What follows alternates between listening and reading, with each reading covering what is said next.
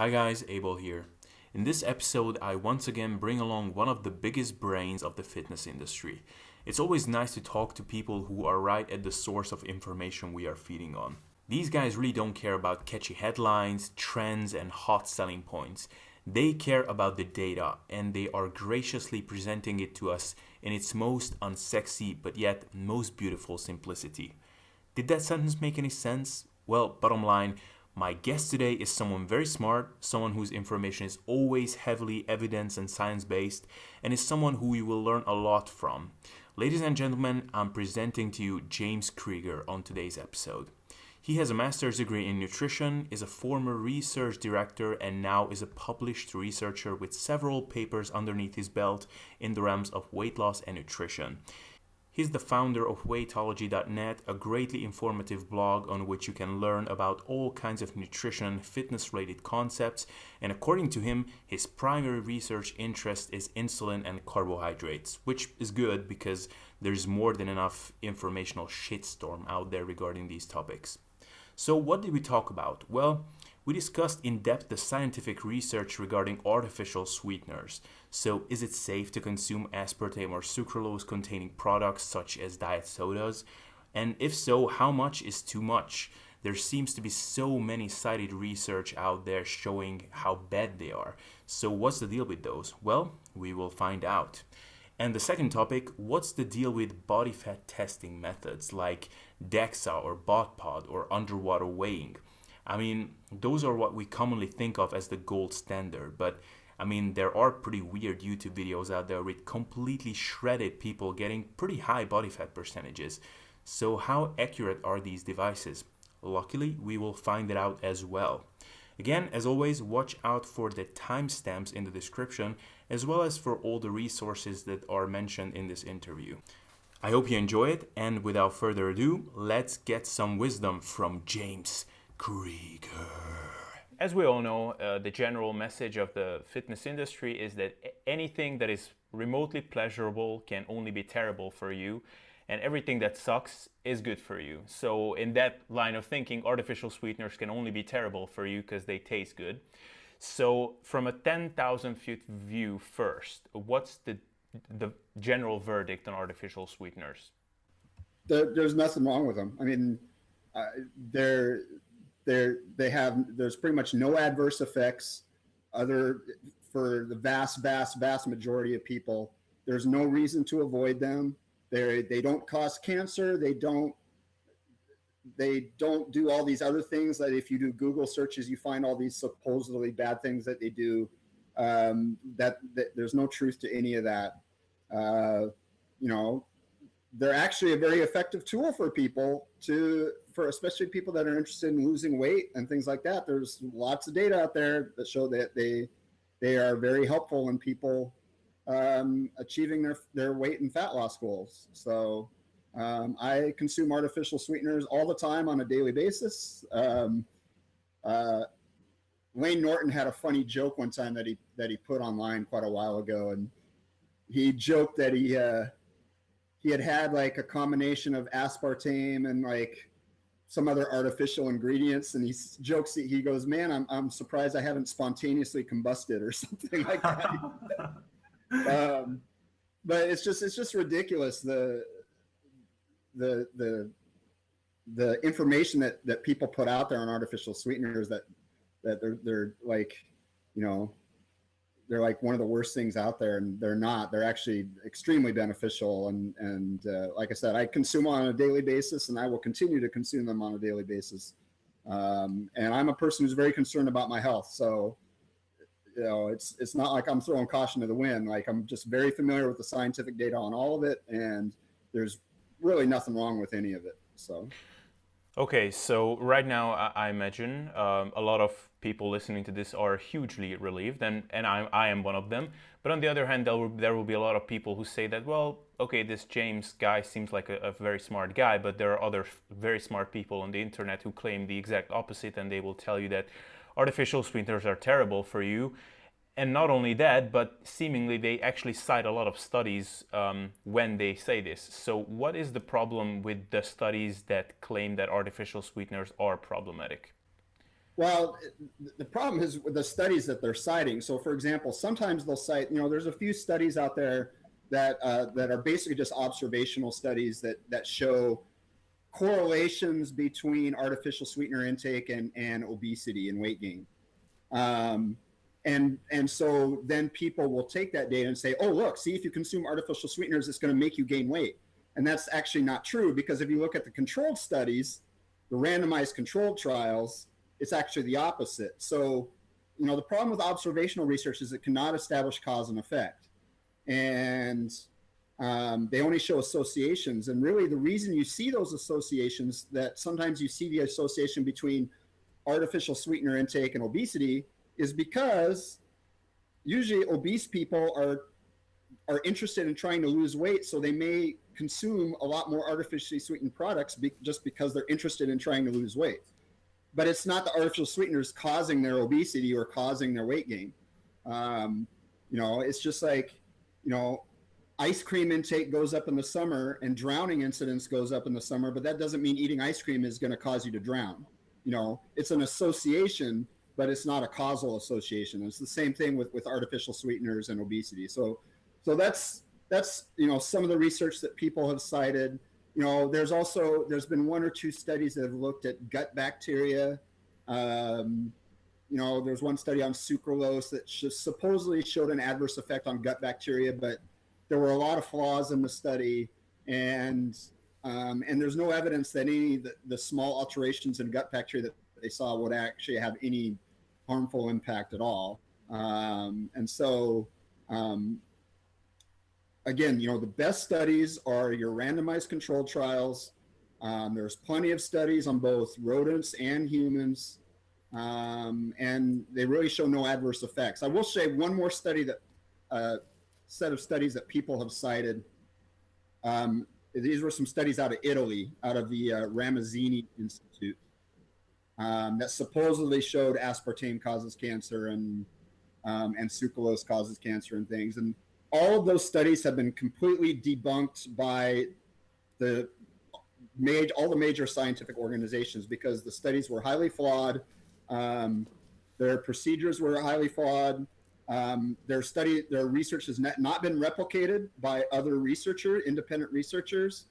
And that research group has been accused of kind of having an interest in being more interested in publicity than actual good science, because it seems like everything they publish shows things to cause cancer. It seems like no matter what they study, and they have this tendency to, rather than going through proper avenues to broadcast their research, they go to the news organizations and the headlines. So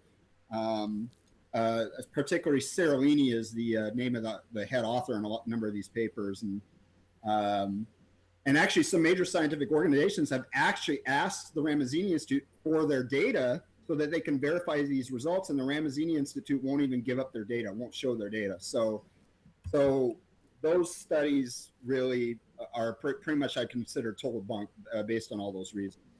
So again, when you look at the best controlled studies on both humans and animals, there's no reason to avoid artificial sweeteners at all. So, I mean, the only case is if you are a person with, what's the name of the condition? If you have what's called phenylketonuria, which means you can't metabolize the amino acid phenylalanine, then you have to limit your aspartame intake. But I mean, a minute percentage of the population, less than 1%. I don't know what the percentage is, but it's extremely tiny, actually have PKU. So other than that, really, there's no reason to avoid any artificial. Now, what about rat studies, because there seem, or at least as far as I know, there are rat studies that show that they give an absurd amount of us aspartame, for example, to them, and they develop cancerous symptoms. Again, those are the Seralini studies, the Ramazzini Institute that I mentioned. If you look at any other studies by other groups, that they don't show that's actually not been shown to be true. And here's the other thing I want to say about rodent studies and artificial sweeteners. What a lot of people don't understand is that they don't understand how there is basically the major scientific organizations like the European Food Safety Association or EFSA, I don't remember the exact terms, or Food Safety Authority, I'm sorry, the European Food Safety Authority. In the United States, it's the Food and Drug Administration. These organizations will basically give upper limits, what are considered safe intakes for various artificial sweeteners. And the way they establish that is they will take the rodent studies and because what they'll do with rodents is they'll give them varying levels of doses for an extended period of time. And usually the lifespan of a rodent is, 2 years or something like that. So, they'll take these, 2-year-long studies where they've given rodents varying dosages of whatever artificial sweetener you're thinking about. And what they get is what is called the no observed adverse effect level. It's abbreviated NOAEL. And what that is that is the largest dose where no adverse effects were observed in rodents. Okay, so that's the highest dose that's been found. Okay, we couldn't see anything bad happen at this dose. Then what they do is they take that dose, they divide it by 100, and then that's what they set the upper limit as for people. So for people, basically people are consuming, and most people usually don't even come close to what is considered the upper limit for humans on these artificial sweeteners. So the thing is whatever the upper limit is for any of these artificial sweeteners, there is already a 100-fold safety factor built into that, which means, you will never ever consume the amounts that there's just no way any human can consume the amounts that have actually been shown to be harmful in rodents. It's just impossible. There's just no way. And like I said, you don't even come close. Again, there's a 100-fold safety factor built into that. So, I'm going to just make up numbers here. Let's say, and don't quote me on these exact numbers, because let's say the no observed adverse event or effect level for an aspartame is 1,000 milligrams per kilogram. Okay, I'm just making up numbers in rodents. Well, they'll take 1,000 divided by 100, and they'll say, okay, well, the maximum amount people should have is 100 milligrams per kilogram of body weight. Well, most people will never exceed 100 milligrams per kilogram of body weight, let alone get even close to 1,000. So Right. so there's just no reason to be concerned about artificial sweetener intake. The amounts people consume are like just a bare fraction of even what's been found to have any adverse effect on rodents. So Yeah. Actually, I was going to make this comment at the end, but as far as I know, the aspartame limit is, I think, 50 milligrams per kilogram, and I actually did the math. That would be, I think, like 19 cans of diet soda for a 75 kilo male, but like I was thinking, like, okay, I am actually around 75 kilos and I have a pretty extreme personality. If I was dieting down to like a bodybuilding show or something, I'm not saying I would actually reach 19 cans, but there might be a chance that on some worse days I would actually get pretty close. But what you're saying is that even then, probably it's not 19 cans. It's in reality, it's more like 190 cans. yeah, it's more like 190 cans. It's just, they've built a safety buffer into that. So, and like I said, and that's consuming that much on a daily basis. These rodents consume that much on a daily basis for 2 years, every single day for their entire lifespan. So, like you said, even if you were to exceed the acceptable daily intake on aspartame, you're not going to do it every day, and you're certainly not going to do it every day for most of your life. So, Absolutely. And that's not even counting the fact that 100-fold safety factor on top of that. So, Yeah, and so let's look at some of the common claims that are made regarding artificial sweeteners. Now, you already mentioned the gut flora thing. That was something that got a lot of press as of lately. Is there anything that we can know about that study, why that is not something that we must be concerned about? well, the one study that I'm thinking of, there were a number of problems with it, and I'd have to go back and look. I remember I actually wrote an article about it.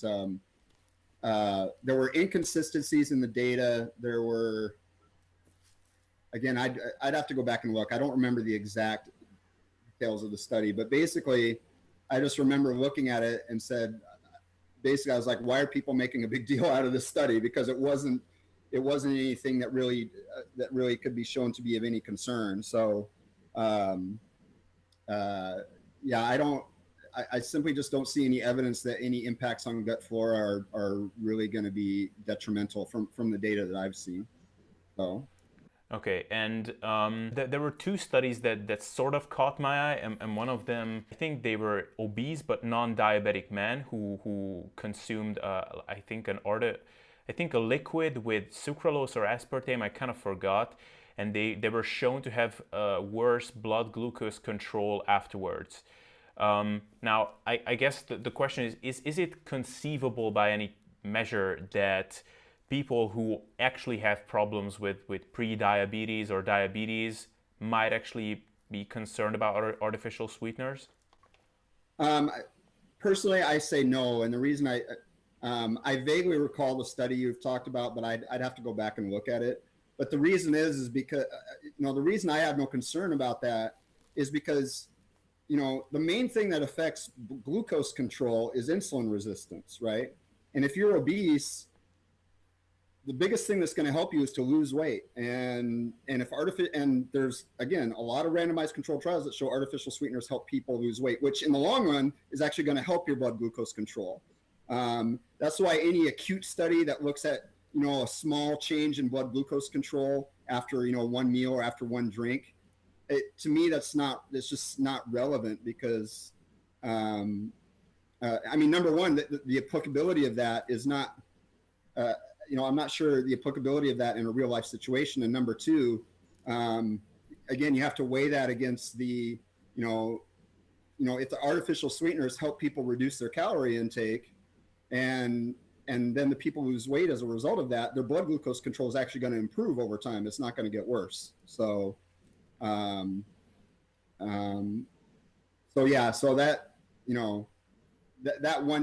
one study, and again, I vaguely recall seeing it, but I'd have to go back and look at it. It's just something I wouldn't be concerned about.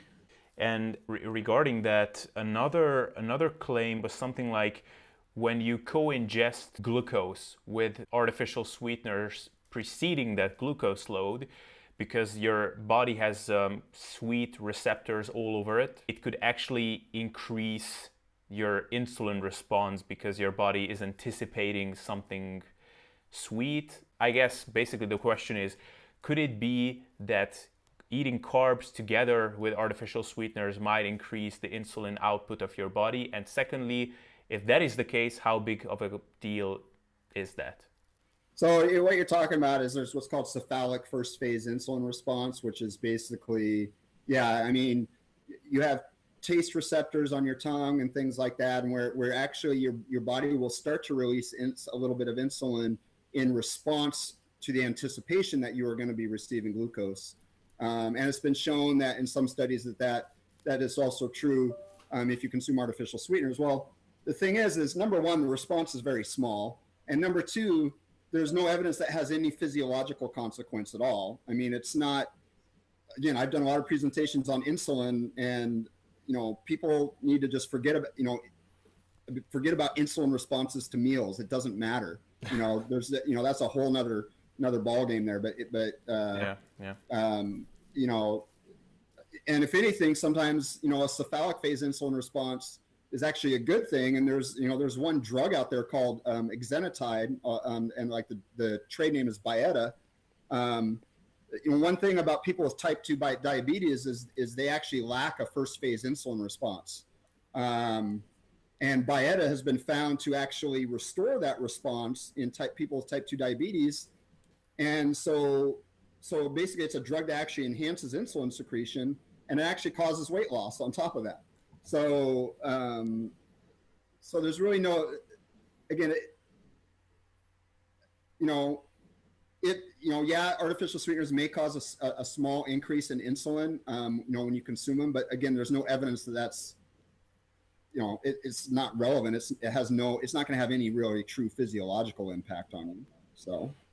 Right. And I think finally to wrap up the topic about artificial sweeteners is just let's mention a couple of things that actually people might want to be aware of those, because these things could actually be problematic. And one is that a lot of the artificial sweeteners that are claimed to be 0 calories are not actually 0 calories, but that's not an artificial sweetener problem. That's a food labeling legislation problem. And second of all, just so dieters, especially so if you consume diet sodas on their own without other nutrients, it can actually make you hungrier.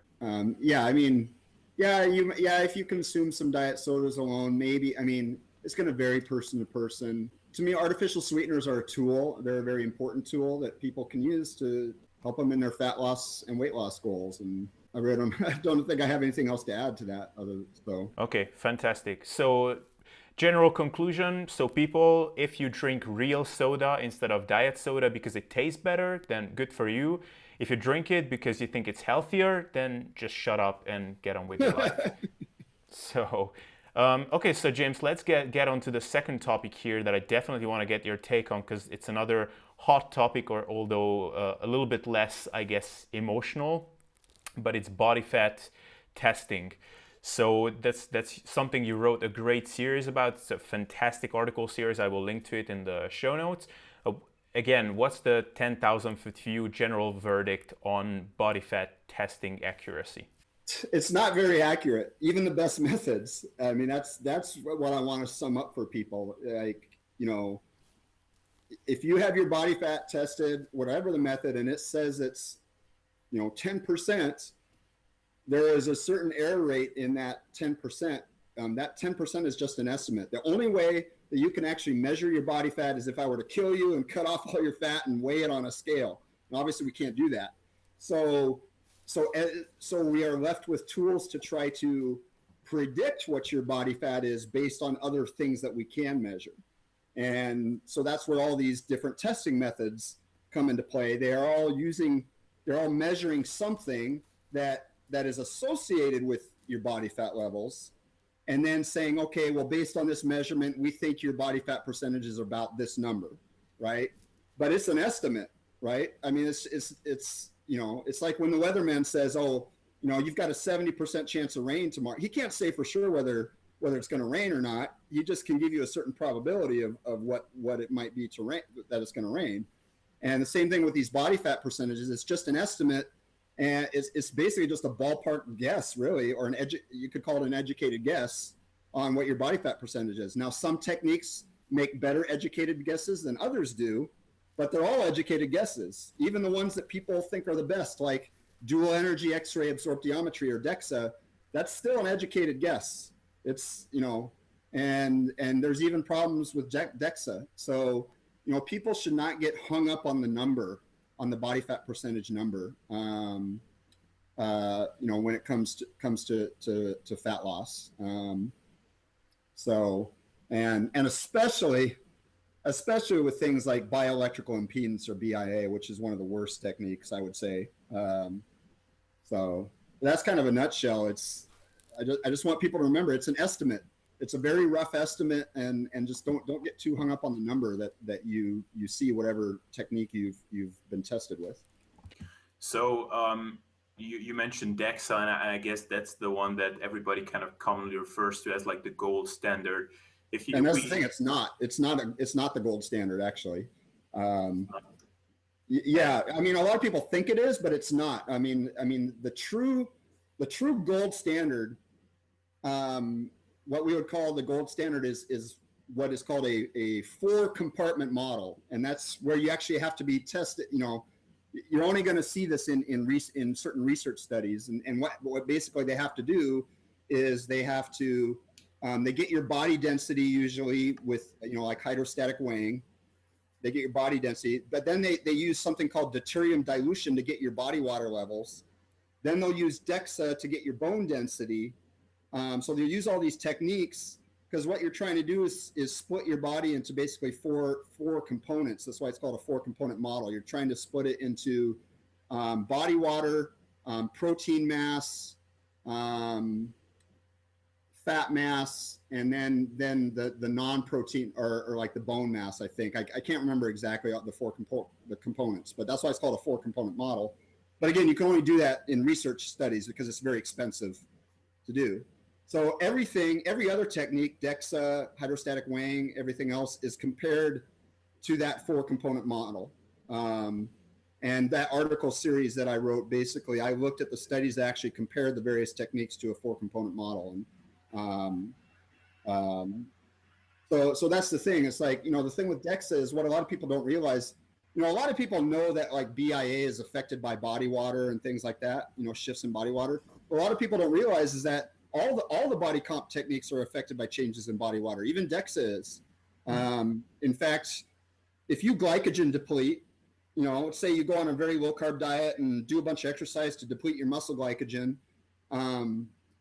have yourself tested by DEXA, and then do like a 3-day carb load where you just consume massive amounts of carbs and drink a bunch of water, and test yourself on DEXA again, you're going to show a big increase in fat-free mass.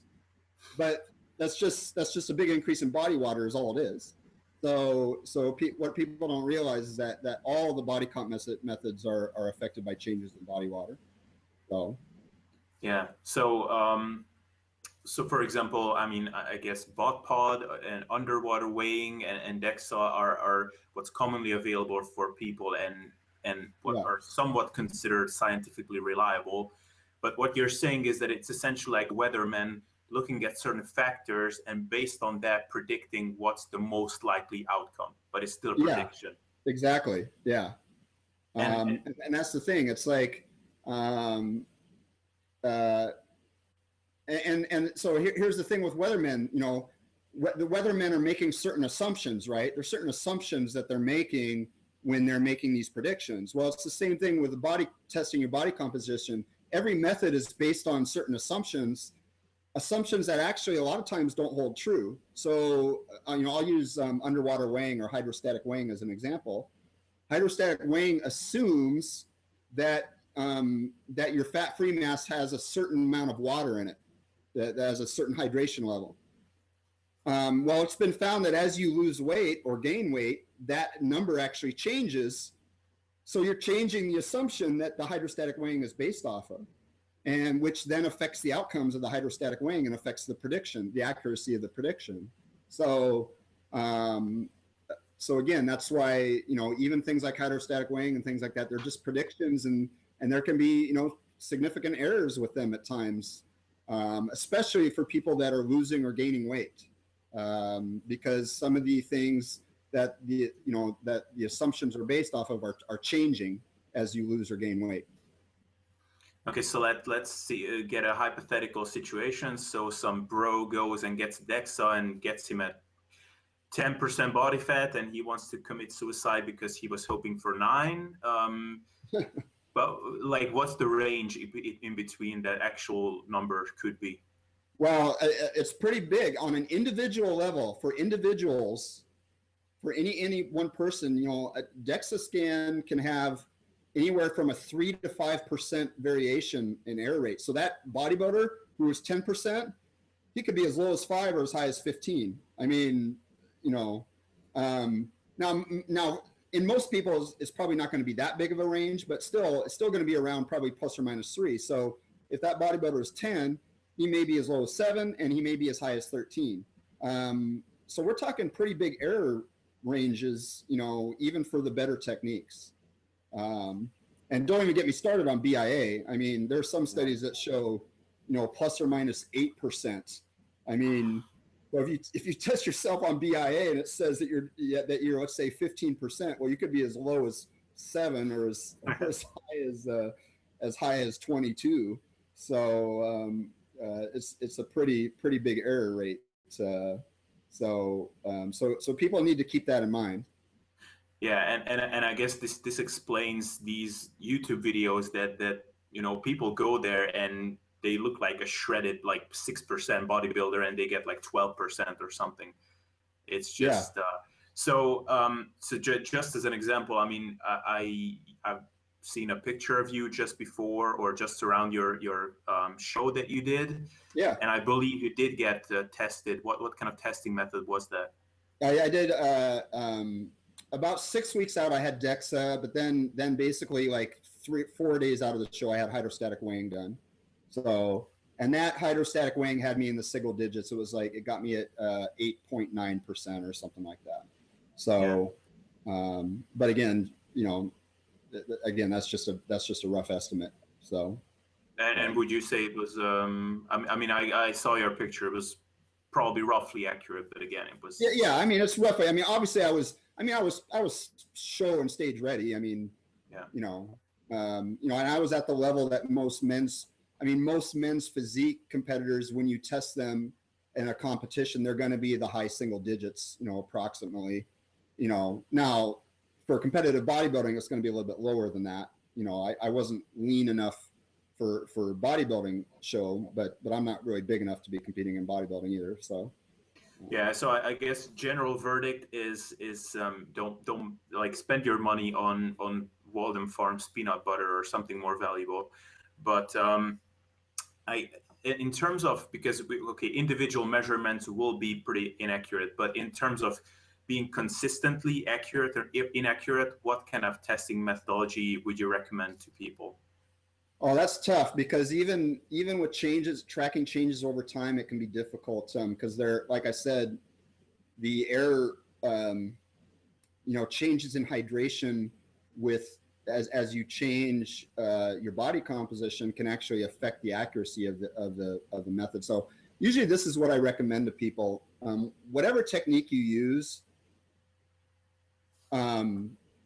make sure your testing is quite a ways apart, like quite a number of weeks apart, because if you get tested and then you get tested again 5 weeks later, that's not a big enough time frame. The change that you'll see in 5 weeks is going to be actually smaller than the error range for the actual whatever technique you're using. So don't be getting your body fat tested every 4 or 5 weeks or something like that. You want to go 10 weeks, 15 weeks, long enough periods of time to where, any change that you have is going to exceed the error margin of the testing technique that you're using. So that's the first recommendation. The second one is, I would say for tracking change over time, I'd say DEXA and hydrostatic weighing are reasonably okay. There could be some problems with DEXA. Well, there's really could be some problems with both of them. Make sure at least, if you want to be standardized as much as possible. If you're going to use skin folds, I wouldn't really worry too much about the number itself. I would more just be concerned yourself with make sure you're getting the same tester at, the same person doing it each time. And make sure you take a number of skin folds and maybe take the average. And then and just really look at the skin fold measurements themselves, not what your body fat percentage is projected to be, but just are the skin folds going down over time? So now the methods I recommend not using, I don't recommend using BIA at all for tracking change over time. It's very problematic. I mean, I can use just for example, I used to work for a weight management program for Microsoft employees, and we tested their body fat with BIA, and we would have a lot of people who lost significant amounts of weight. I mean, their waist circumference had gone down. I mean, their blood markers had improved, obvious improvement, and yet the BIA would actually show an increase in body fat percentage, which is just ridiculous. So I do not recommend BIA for tracking change over time. I'd say it's definitely probably the worst technique out there for tracking change over time. I'd say, like I said, skin folds, hydrostatic weighing, DEXA are probably your best bets for tracking change over time. But again, make sure you space out the measurements quite a ways apart. So. Yeah, right. And just my quick comment on that, what probably is a very effective way is just pick a number of experts that who are good at estimating body fat percentages, send them your pictures and get their estimation and take an average of that, and that will probably get you pretty close. It probably will. Yeah, there we go. Okay, James, I think you shared some fantastic golden nuggets here of information. Is there anything that you would like to mention before we wrap up this show? Yeah, so I'm going to be speaking in Norway at the AFPT conference here in the end of August. So I think if you go to afpt.no, I think is the website. I don't recall exactly, but I'll be speaking there along with Alan Aragon and Brad Schoenfeld and Eric Helms, and some other people are going to be there. Brett Contreras will be there. So that's going to be a great event. And then later this year, I'm looking to possibly revamp my website and maybe start my subscription site again. Right now it's just kind of in planning stages. But, you know, for people that are interested, you know, just keep an eye out, you know, follow me on Facebook or on Twitter, you know, when it's going to be a number of months before it's ready to go. But, once I get that going, you know, I'll be making announcements about it. But right now it's kind of in the planning stages. So. Fantastic. Yeah, and the conference in Norway, that's a ridiculous list of names. I mean, that is insane. So highly recommended to everybody. Just one final question. I almost forgot. Just to give people some motivation. I'm sure a lot of young guys will listen to this and will think, okay, I want to do what James does. He's an inspirational dude. What would you say to them as an advice if they want to get into this industry and do what you do?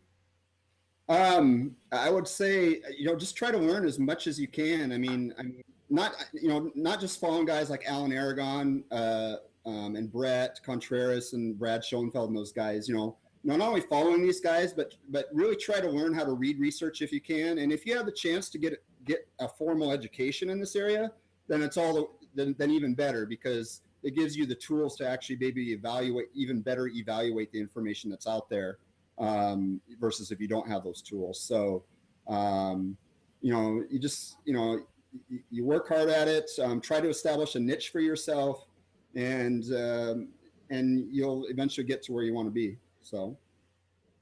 Right. So just get as educated and smart as you can, and yeah, a long way to go then. Awesomeness. Well, fantastic. Thanks so much for taking the time. Big fan of your work, and please keep up the amazing work that you do. All right. Thank you so much. Thanks for having me. All right, folks, I told you it will be interesting. James is a very smart dude and got some golden nuggets. So if you enjoy this, please subscribe. I mean, there will be more guests with greatly informative topics and interviews, so I will not disappoint. I thank you once again for your attention, and see you next time.